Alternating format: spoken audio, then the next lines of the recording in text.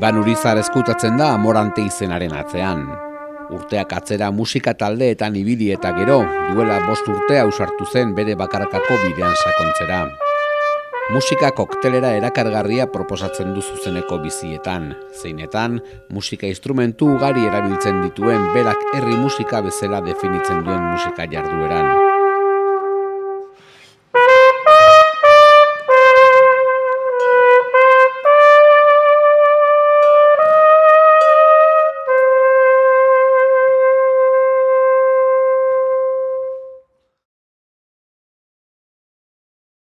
Urteak dara mazkit ja musika munduan, behintzat holtzara igotzen.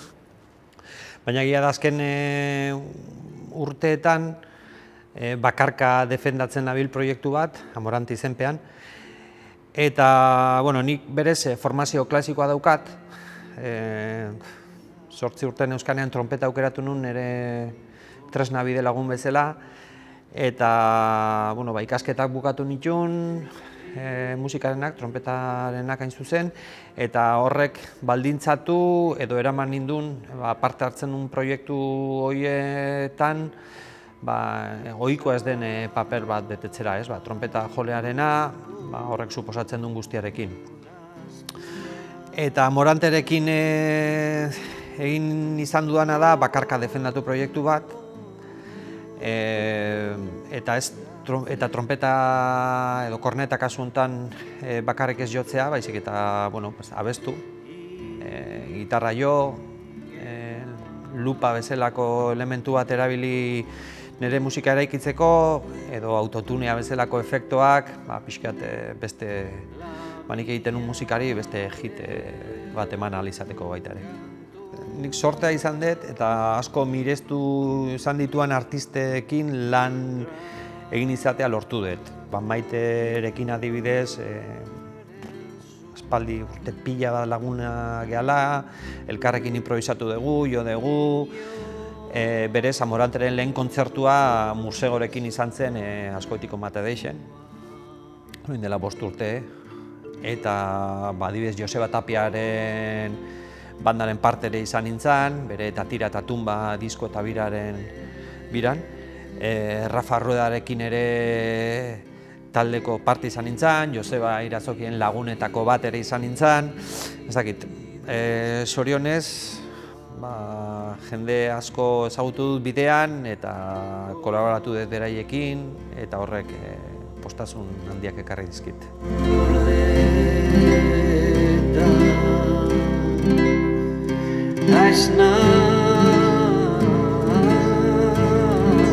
Ezinezkoa da etiketa bakarra jartzea bere musikari.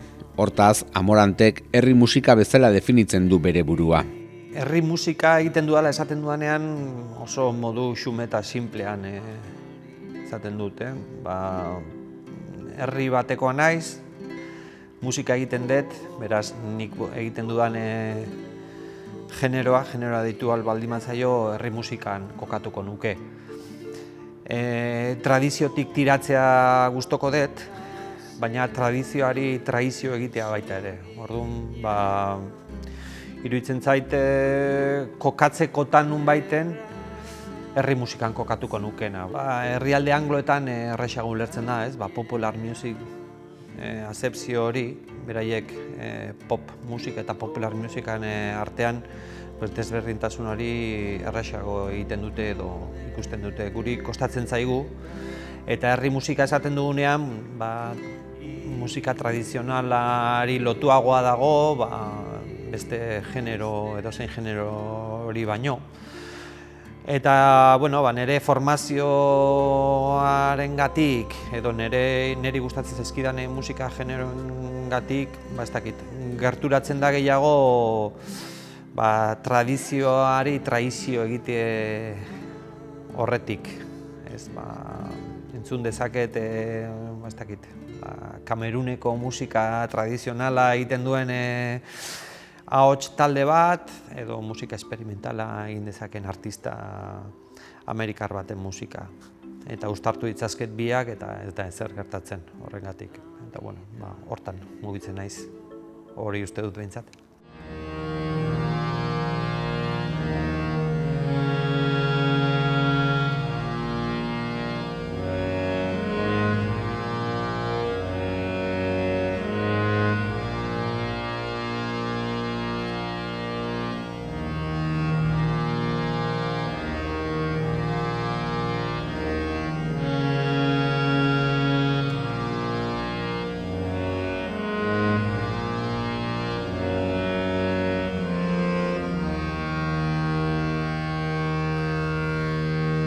Naiz eta ezer ez ikusi oraindik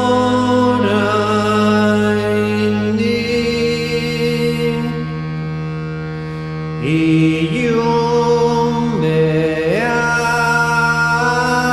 Musika estilo koktelera handia den horretan, erabiltzen dituen tresnak ugariak dira ere. Harmoniuna, trompeta, ukelelea, gitarra edo zintzarria dira horietako batzuk. Erabiltzen ditudan tresnak dira eskura dauzkatenak. Ondo menderatzen dut trompeta jotzea eta besteak ezain beste, baina nik usten dut nire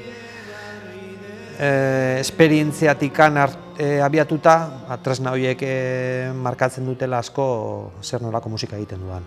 Harmoniuma bezalako tresna bat adibidez, oso tresna berezia da, bai estetikoki, bai soinu aldetikan, asko jazten duen tresna bat da, era berean asko mugatzen du ere estetikoki, baina bai markatu izan du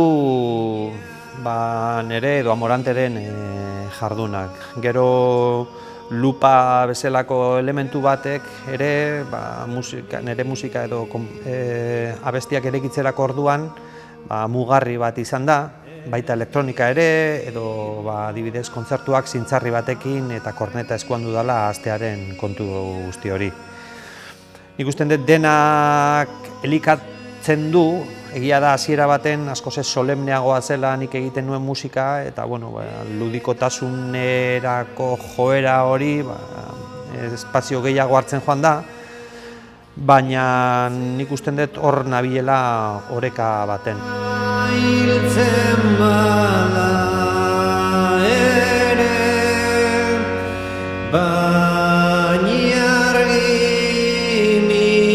Amoranteren kantuen ezaugarri bat loop eta pedal efektuen presentzian dago. Loopen kasua joera handia dago, egon da eta momentuz mantentzen den zerbait, musikariak bakarka holtzaratzen garenean edo loopa bezalako efektu bat erabiltzea musika eraikitzeko. Horrek bermatzen du musikari gehiago egon ezean, zuk eraiki ahal izatea instrumentu anitza daukan konposizio mota bat. Horrek bere mugak dauzka eta erabilpenaren arabera inkluso astuna den harri baten bihurtu daiteke eta nahiko borrokatzen dut nik horren kontra. Eta borroka horrek eramaten nau sortzen dituan konposaketa motak mota batekoak edo bestekoak izatea. Muga horrek baldintzatzen duelako nik egin nahi ditudan konposizio mota horiek.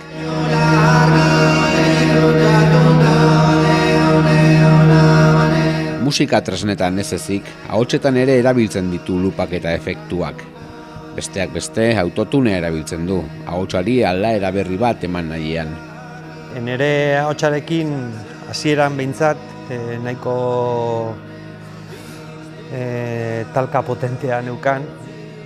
Nire timbrearen oso zalea nintzen, hasiera baten, denborarekin lortu dut nire ahotsarekin pixkat gehiago maite mintzea.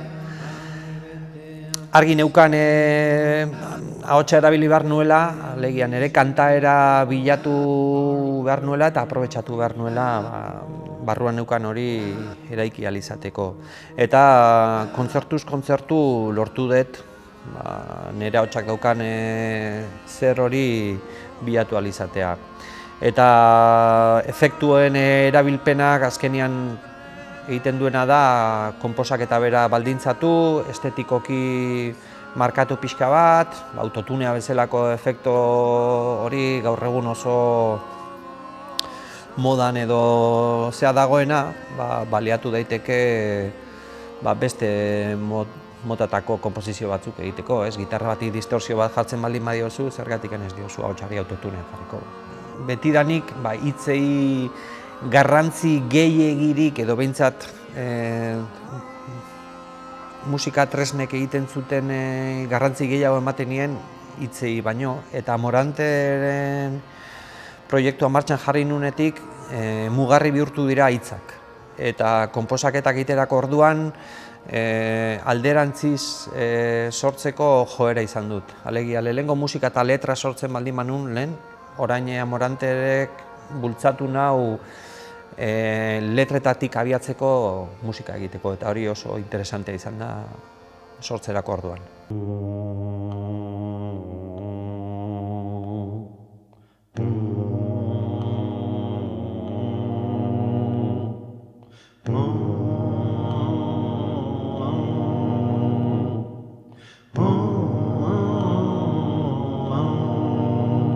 Campo Santu ospetsu baten sukaldean sekulako.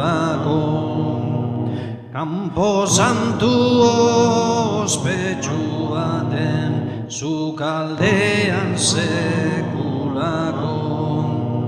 Banketea Estudioko diskoak baino, zuzeneko emanaldiak nahiago ditu Amorantek. Soinuak eta melodiak sortu eta kantua momentuan eraikitzea.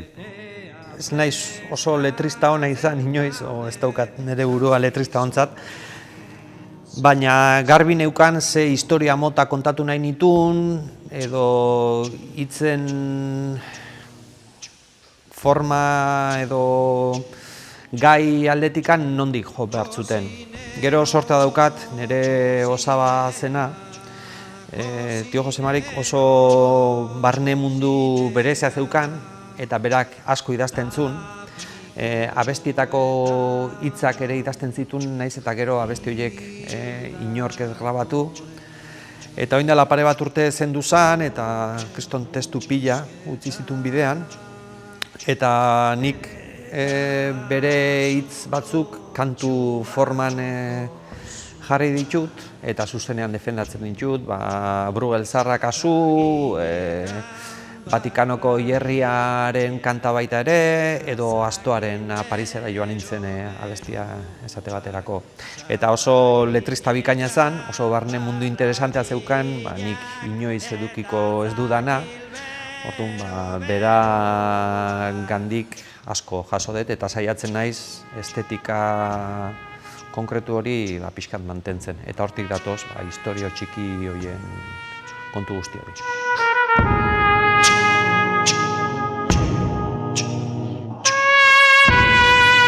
Orain artean grabatu duen azken kanta, Leioak izeneko izan da, Joseba Sarrionaindiaren Gure oroitzapenak disko bildumarako. Gehiago maite dut zuzenean jotzea grabatzea baino, horregatikan ez daukat gehiegi argitaratua. Zuzenekoak daukan berezitasunetako bat da, nik eraikitzen ditudan abesti guzti horiek ez datozela aurrez zer prestatuta, dauka norabide bat, dauka konposaketa kutxu hori, baina gero oso irekiak dira zentzu handi batean.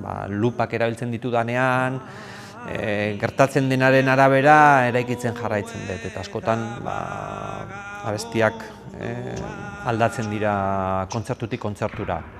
Egia da kontzertu asko egin izan ditudanean, batzutan sentitzen dut errepikatzen nahi naizela, errepikatzen nahi dela nire burua.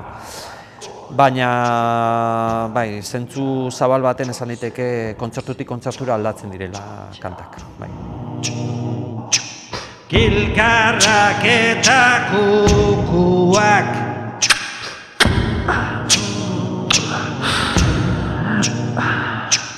Kilkarrak eta kukuak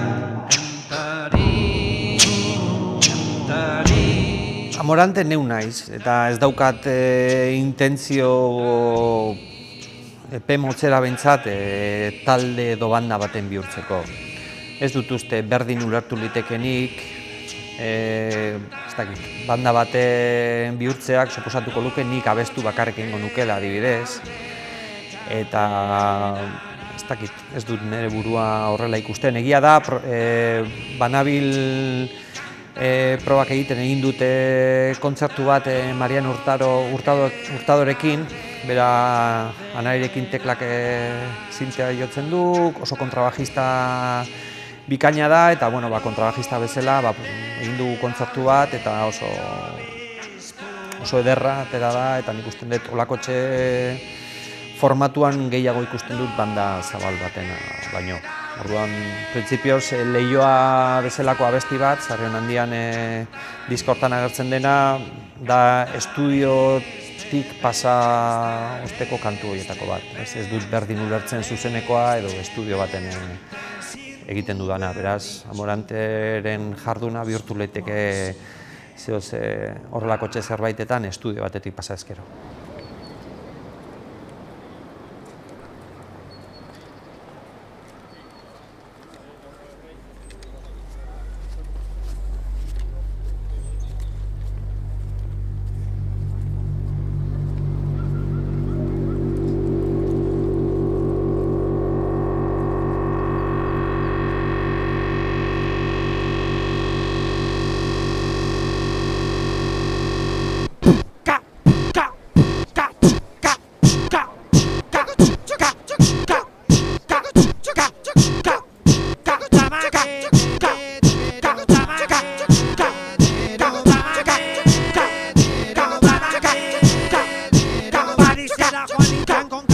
Zalantzarik gabe, gurean den proposamen bitxi eta interesgarrienen artean kokatzen da Amorante.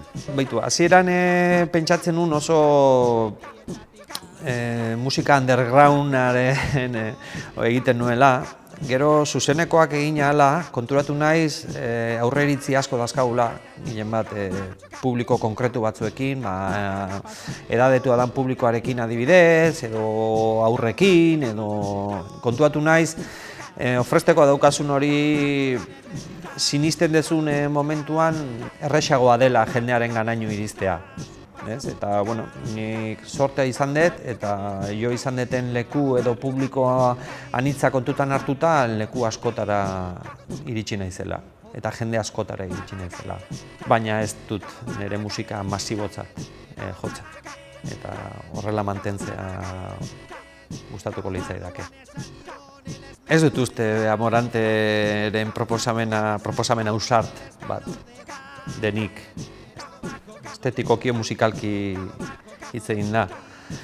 Ausarta da niretzat, nik nire burua ausartatzat ikusten dut, ez nuelako irudikatzen, nik oholtza baten gainean zerbait bakarrik defendatzen ikustea. Musikari bezala personala izatearen zantzu hori, norberak bere motxila propioan gorta dauzkan gauza horiek ateratzen dituzun heinean, zure pertsonalidadea ikusi daiteke, eta denak ezberdinak garen momentutik beste zerbait eskaintzen duzun sentsazioa eduki dezakezu. Baina ez originalagoa delako edo ausartagoa delako, baizik eta norberaren ahots hori isladatu ahal izatea zeure tresna edo musikaren bitartez ja bada zerbait. Sorte eduki dudala pentsatzen dut, kanpora jotzeko aukera eman didate, eta euskeraz abesten deno dakigu ez dela erresa. Badirudi espainolez edo inglesez kantatzeak ateak irekiagoak usten dizkizutela euskeraz edo beste hizkuntza txikiagoekin alderatuta. Eta nik topatu dut bidetxo bat, edo bide bat, edo atetxo bat irekitza lortu dut euskeraz kantatzen eta Euskal Herritik kanpo ateratzea. Eta hizkuntza bat muga bat dela pentsatzen duenari esango nioke pentsatzen duguna baino muga txikiagoa dela edo kasik muga bat ez dela.